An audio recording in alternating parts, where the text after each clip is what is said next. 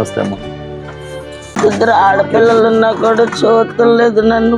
నాన్న మంచం మీద కూర్చో నాన్న. ఇక్కడ రా, నాకు కొడుకులు లేరు, కూర్చో. ఇక నాకు ఎవరు లేరుగా అన్నదిని బండి వచ్చి గుద్దింది, ఈ చట్ట జారిపోయింది. 3 సంవత్సరాలు అయింది ఇట్లా దీంట్లో ఉండబట్టి 4,000 రూపాయలు ఇస్తున్నామ్మా, జాగ్రత్తగా ఖర్చు పెట్టుకో. మీకు మేము రైస్ బ్యాగ్ తెచ్చినాము, బియ్యం మూట, కొన్ని సరుకులు తెచ్చినాము, వండుకోండి. తీసుకురా తమ్ముడు గోపి. 26 కేజీలు బియ్యం, ఓకేనమ్మా? ఇంకా కొన్ని సరుకులు చెప్తాను, నువ్వు దగ్గర పెట్టుకో. మళ్ళీ ఇప్పుడు వస్తాను. నీ అయిపోయిన తర్వాత వచ్చేస్తాం.